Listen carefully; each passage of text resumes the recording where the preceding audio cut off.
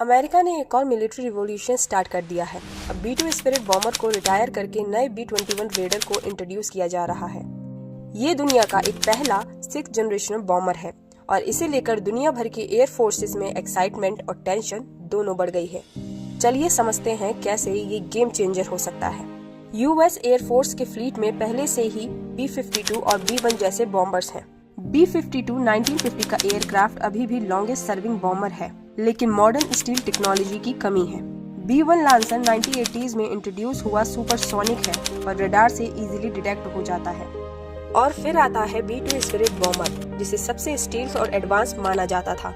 लेकिन दिक्कत यह है कि यूएस के पास सिर्फ 21 ही है B-2 बॉम्बर्स, जिसका मेंटेनेंस भी बहुत कॉस्टली है।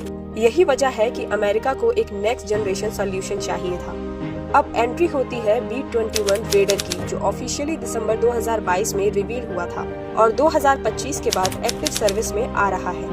ये एक 6th जनरेशनल बॉम्बर है जिसे डिजाइन किया गया है नॉर्थरोप ग्रुमैन के द्वारा।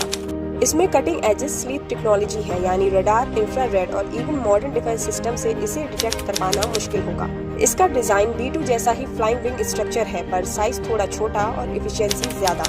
B-21 को इस तरह बनाया गया है कि ये न्यूक्लियर और कन्वेंशनल दोनों टाइप के वेपन्स को कैरी कर सकता है। सबसे खास बात, B-21 AI अनेबल सिस्टम और लॉन्ग रेंज स्ट्राइक कैपेबिलिटी के साथ आता है, मतलब एक मिशन में बिना एनिमी रडार पकड़े दूसरे कॉन्टिनेंट तक अटैक कर सकता है। और हाँ, इसे अनमैन्ड यानी कि ड्रोन मोड में भी ऑपरेट किया जा सकता है, जो एक फ्यूचरिस्टिक स्टेप है। तो इसका क्या मतलब है दुनिया के लिए? यूएस एयर फोर्स के लिए B-21 रेडर एक बैकबोन बनेगा, B-52 और B-2 को ग्रेजुअली रिप्लेस करेगा। ये बॉम्बर डायरेक्टली चाइना और रशिया के लिए एक सिग्नल है, क्योंकि दोनों देश अपने नेक्स्ट जनरेशनल बॉम्बर डेवलप कर रहे हैं। लेकिन B-21 रेडर टेक्नोलॉजी के केस में एक कदम आगे है। इसे अमेरिका अपनी ग्लोबल डोमिनेंस सेट करेगा, चाहे वो इंडो पैसिफिक रीजन हो या यूरोप।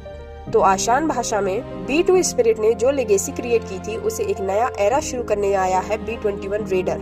ये सिर्फ एक एयरक्राफ्ट नहीं, बल्कि एक स्ट्रेटेजिक वेपन है जो फ्यूचर वॉर्स का नया गेम चेंजर हो सकता है। सवाल ये है, क्या चाइना और रशिया अपने बॉम्बर्स के साथ इस गैप को कवर कर पाएंगे, और क्या दुनिया एक नए हथियारों की दौड़ की तरफ जा रही है? आपको क्या लगता है कि B-21 रेडर एक प्रोटेक्टिव शील्ड होगा या एक ग्लोबल थ्रेट?